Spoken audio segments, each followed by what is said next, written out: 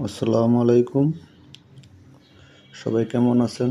আলহামদুলিল্লাহ আমি ভালো আছি। আজকে হঠাৎ করে ইলিশ মাছ খেতে মন চাইলো। একবার ভাবলাম যে হোটেলে গিয়েই খাবো। পরে চিন্তা করলাম হোটেলে এক পিস 150 টাকা রাখে আজকে আমি মাছ কিনে নিজের হাতেই ভাজিয়া খাবো। তাড়াহুড়া করে বাজারে চলে গেলাম। বাজারে গিয়ে 2টা ইলিশ মাছ কিনে আনলাম। ইলিশ মাছ কিনে নিজেই ভাজলাম। আজকে ভাবছি ইলিশ মাছ ভাজা দিয়ে ভাত খাবো। ইলিশ মাছ করলাম, দেখছেন, সাথে একটু আলুর ভর্তা করলাম, একটু ডাল রান্না করলাম, একটু সাথে আছে পেঁয়াজের ভর্তা। এবার ভাত এখন খাবো। আপনারা লাঞ্চ করছেন কিনা জানি না, না খাইলে খেয়ে নেন। দুপুরের লাঞ্চ 1টা থেকে 2টার ভিতরে করলে ভালো হয়। আজকে বাসায় একা একা, হয়তো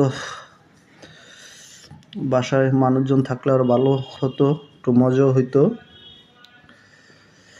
তো আমি আগে ইলিশ মাছটা দিয়ে শুরু করব। ইলিশ মাছের সাথে একটু তেলও রাখছি, কারণ ইলিশ মাছের তেল খেতে আমার অনেক ভালো লাগে। তবে আমি কিন্তু আজকে সর্ষের তেল দিয়ে ভাজিছি।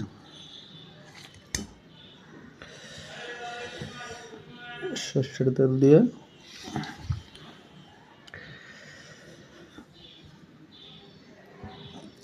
একটু ইলিশ মাছ নিলাম, এখন খেয়ে দেখবো কেমন লাগে। বিসমিল্লাহির রহমানির রহিম।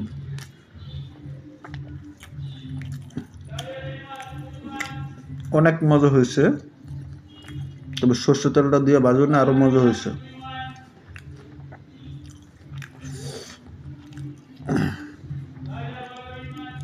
একটু পেঁয়াজের ভর্তা নেই।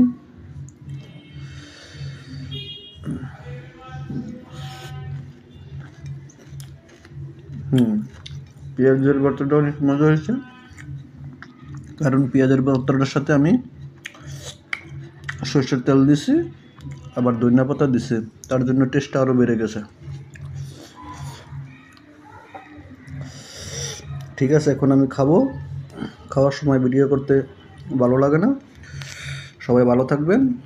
ভিডিওটা এই পর্যন্ত। আল্লাহ হাফেজ।